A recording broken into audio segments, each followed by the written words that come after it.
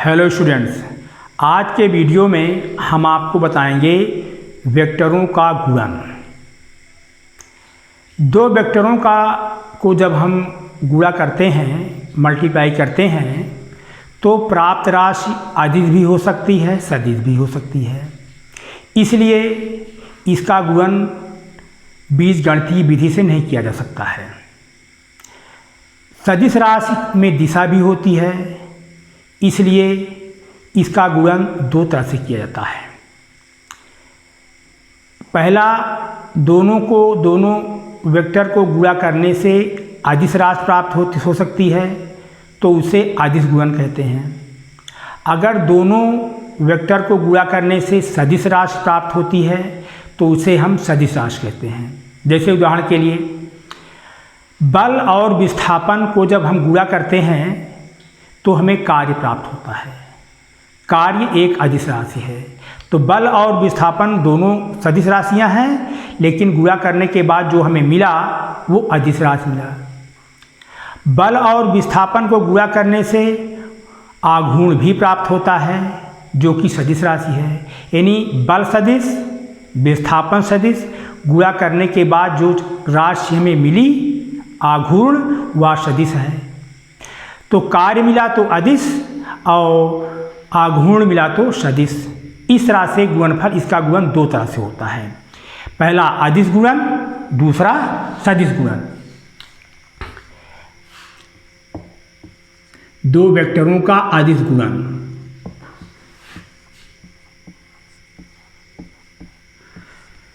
दो वेक्टरों का अदिश गुणन में क्या है कि जैसे मान लीजिए एक वेक्टर ए है और दूसरा वेक्टर बी है। इन दोनों वेक्टर के बीच का कोण थीटा है। तो इनका अदिश गुणन परिभाषित किया जाता है vector A dot vector B is equal to mod vector A mod vector B cos theta. अर्थात दो वेक्टरों का अदिश गुणनफल दोनों के मापांक और बीच के कोण थीटा का कोसाइन के गुणनफल के बराबर होता है।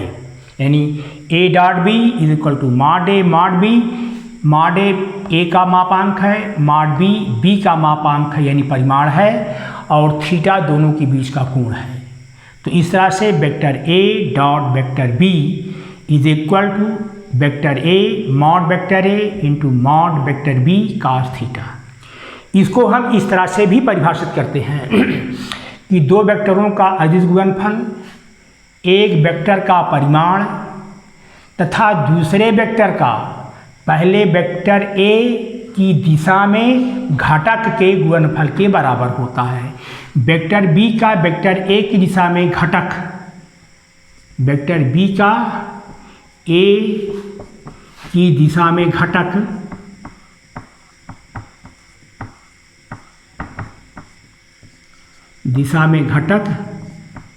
वेक्टर बी कॉस थीटा होता है। बी का ए की दिशा में घटक बी कॉस थीटा होता है। तो परिभाषा क्या है? ए डॉट बी यानी दो वेक्टर का अदिश गुणन एक वेक्टर ए तथा दूसरे वेक्टर बी का वेक्टर पहले वेक्टर की दिशा में घटक के गुणनफल, यानी vector A dot vector B is equal to पहला वेक्टर ए और दूसरे वेक्टर का पहले वेक्टर की दिशा में घटक vector B cos theta. Vector B cos theta. इस तरह से भी हम इसको डिफाइन कर सकते हैं, या ऐसा डिफाइन कर सकते हैं कि vector A dot B is equal to दोनों वेक्टरों के परिमाण और बीच के कोण के कोसाइन के गुणन के बराबर होता है। या एक वेक्टर ए तथा दूसरे वेक्टर बी का पहले वेक्टर की दिशा में घटक के गुणनफल के बराबर होता है। अब हम अदिश गुणन के कुछ विशेषताओं के बारे में हम अध्ययन करेंगे। अदिश गुणन की विशेषताएं के गुण। अदिश गुणन के गुण, यानी प्रॉपर्टीज ऑफ स्केलर प्रोडक्ट।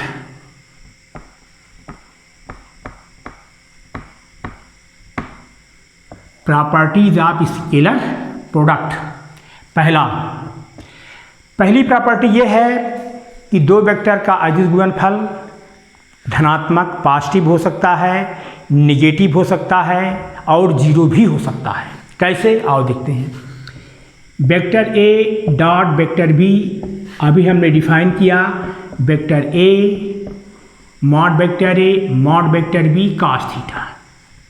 अब यहाँ पर कॉस थीटा पॉजिटिव भी होता है, निगेटिव भी होता है, जीरो भी होता है। अगर हमारा थीटा 90 से कम है, थीटा अगर 90 से कम है तो कॉस थीटा हमारा पॉजिटिव होता है, कॉस थीटा हमारा पॉजिटिव होता है, तो ए डॉट बी पॉजिटिव आएगा।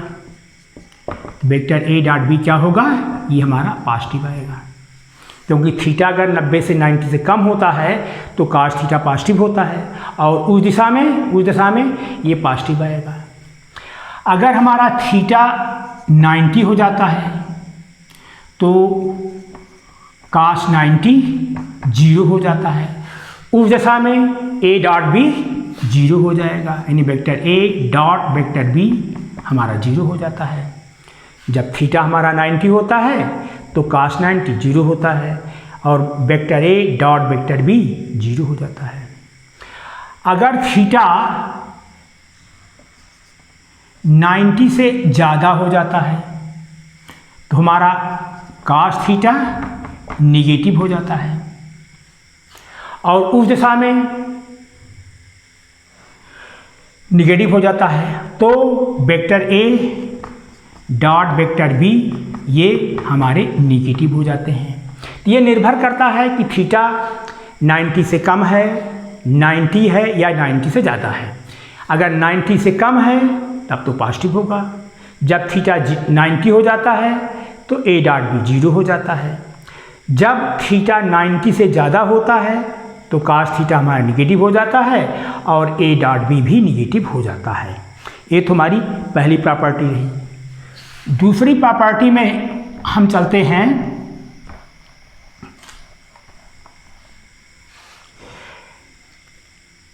Vector A dot vector B is equal to vector B dot vector A, यानी अदिश गुणन क्रम विनिमेय होता है, चाहे हम ए को बी से अदिश गुणन लें या वेक्टर बी को वेक्टर ए से अदिश गुणन लें, दोनों का मान बराबर आएगा, यानी ए dot B is equal to B dot A, ये दोनों बराबर आता है।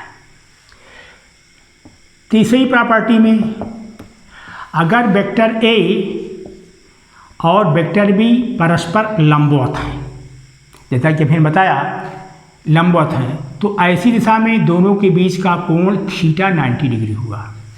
जब वेक्टर ए और वेक्टर बी परस्पर लंबवत हैं तो इनके बीच का कोण थीटा 90 हुआ, तो vector A dot vector B हमारा हुआ जीरो। कैसे, mod A mod B cos 90, ये हमारी डिफिनीशन है। कॉस 90 जीरो होता है, इसलिए पूरा का पूरा जीरो हो गया। यानी अगर दो वेक्टर ए और बी परस्पर लंबवत हैं तो उनका अदिश गुणन जीरो होता है। अब हम अगली प्रॉपर्टी पर जिक्र करते हैं। अगर दो वेक्टर ए और वेक्टर बी ये परस्पर समांतर हैं तो इनके बीच का कोण थीटा होता है जीरो। इस दशा में vector A dot vector B यानी दोनों का अदिश गुणन उनके मापांक के गुणन के बराबर होता है। यानी दो वेक्टर अगर समांतर हैं तो उनका अदिश गुणन उनके परिमाण के गुणनफल के बराबर होता है। कैसे होता है, हम जानते हैं कि vector A dot vector B is equal to mod vector A mod vector B cos theta, और थीटा हमारा है 0, कास 0 1 होता है। तो ये हमारा आंसर आया mod vector A mod vector B. यानी दो वेक्टर अगर समांतर हैं तो उनका अदिश गुणन उनके परिमाणों के गुणन के बराबर होता है। ये प्रॉपर्टी हुई।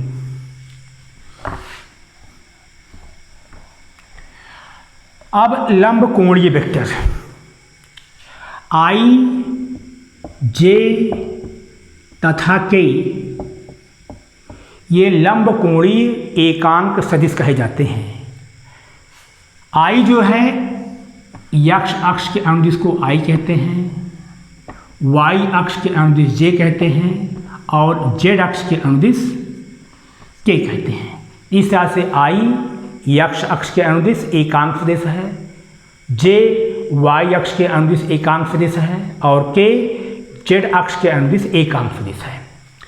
अब ये तीनों आपस में 90 डिग्री पर होते हैं, यानी ये 90 और ये 90, इसलिए इनको कहते हैं लंब कोणीय, क्योंकि इनमें आपस में 90 डिग्री का कोण होता है और सब लंब होते हैं, यानी एक्स वाई जेड ये परस्पर लंब है। अब इनका अगर हम डॉट प्रोडक्ट लें, आई डॉट आई बराबर j dot j is equal to k dot k, क्योंकि ये एकांक हैं तो mod i is equal to mod j is equal to mod k is equal to 1, क्योंकि ये एकांक हैं इनका परिमाण 1 है और इनमें आपस में 90 डिग्री का एंगल है। तो आई डॉट आई लेते हैं, इसका मतलब हुआ मॉड आई और कास 0, क्योंकि ये दोनों परस्पर अनुदिश है तो 0 कोण हुआ। इस दिशा में कास 0 1 होता है तो इसका आंसर 1 आया। इसी तरह से जे 1 इंटू कास 0, के 1 इंटू 1 इंटू कास 0, के और के बीच का कोण 0 है, जे और जे के बीच का कोण 0 है, आई और आई के बीच का कोण 0 है और इनके मापांक 1 है। अब इसे गुणा करते हैं तो 1 आता है, क्योंकि कास 0 1 होता है, ये भी 1 ये भी 1। तो कहने का मतलब होता है कि i dot i is equal to j dot j is equal to k dot k is equal to 1। यानी जो ये लंब कोणीय आई जे के हैं इनका आपस में गुणन यानी i dot I J dot जे के डॉट के 1 होता है। अब विजातीय गुणन के बारे में देखते हैं,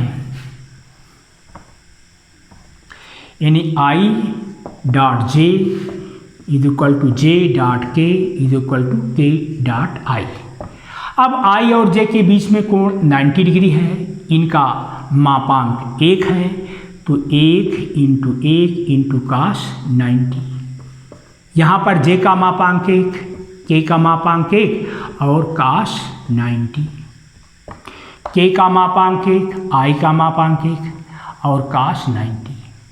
चूँकि हम जानते हैं कि कास 90 0 होता है, इस तरह से ये 0 हुआ, ये 0 हुआ और ये भी 0 हुआ। तो हमारा रिजल्ट ये आता है कि आई डॉट जे डॉट के डॉट आई ये तीनों ही शून्य होते हैं, ये तीनों ही शून्य होते हैं। इस तरह से ये इनकी प्रॉपर्टियाँ हैं।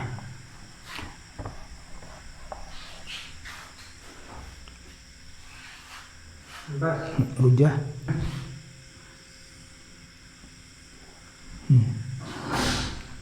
अब हम देखते हैं कि स्केलर प्रोडक्ट यानी अदिश गुणन कैसे किया जाता है।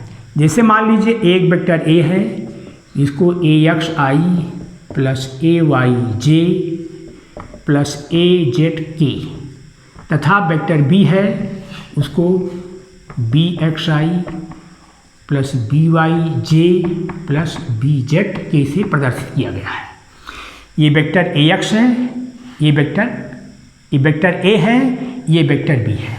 अब हम इसका अदिश गुणन लेते हैं, vector A dot vector B, यानी वेक्टर ए और वेक्टर बी का हम अदिश गुणन कैसे करते हैं।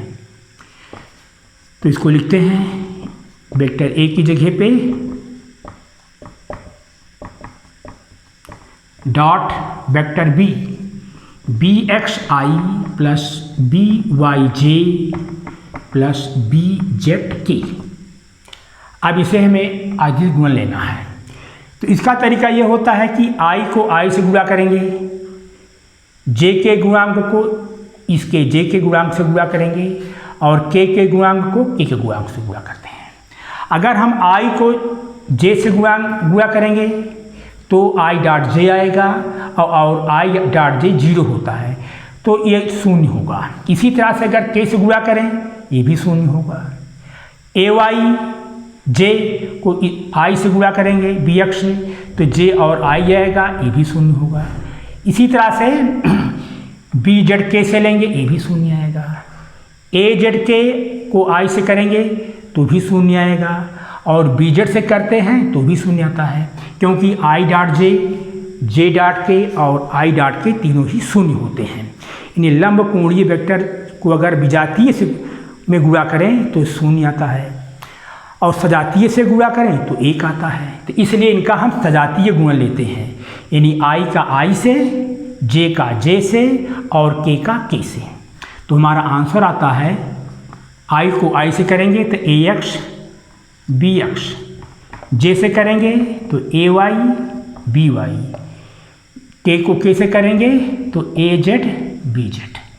यानी अदिश गुणन में केवल आई के गुणांक को आई के गुणांक से, जे के गुणांक को जे के गुणांक से, के गुणांक को के गुणांक से गुणा कर देते हैं, तो हमें डॉट प्रोडक्ट यानी अदिश गुणन मिल जाता है। अब हम एक उदाहरण लेकर के इसको और क्लियर करते हैं। ये हमारा उदाहरण है एग्जाम्पल 1। ये वेक्टर ए है, ये वेक्टर बी है। हमें ये पता करना है कि ए का मान क्या होगा अगर वेक्टर ए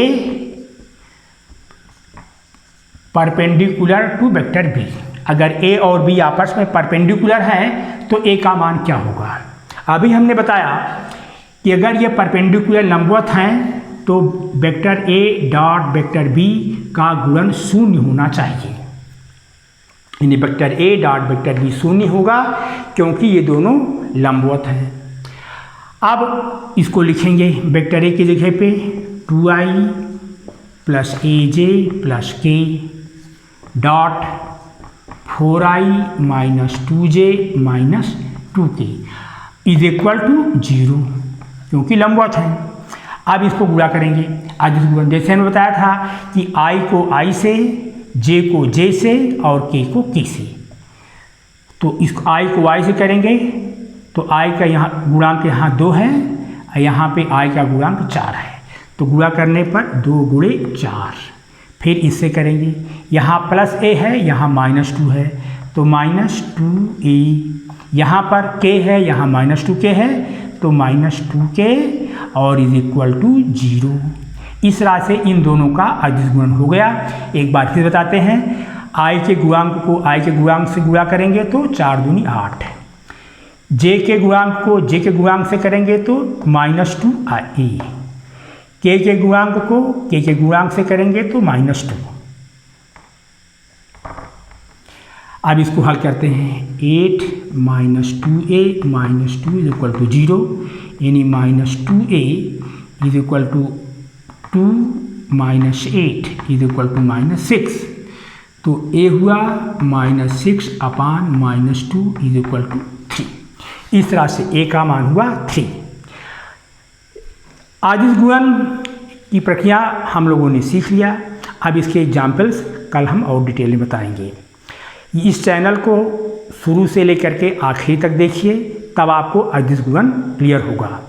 अगर आपको इसमें कोई दिक्कत होती है तो कमेंट बॉक्स में आप में तुरंत लिख करके भेज दीजिए, अगले वीडियो में उसका समाधान कर दिया जाएगा। इस अगले वीडियो के माध्यम से आपको वह समाधान कर दिया जाएगा। और वीडियो को देखने के अंत में सब्सक्राइब करना न भूलें, जिससे कि हम उत्साहित होकर के अगला वीडियो आपके सामने प्रस्तुत करें।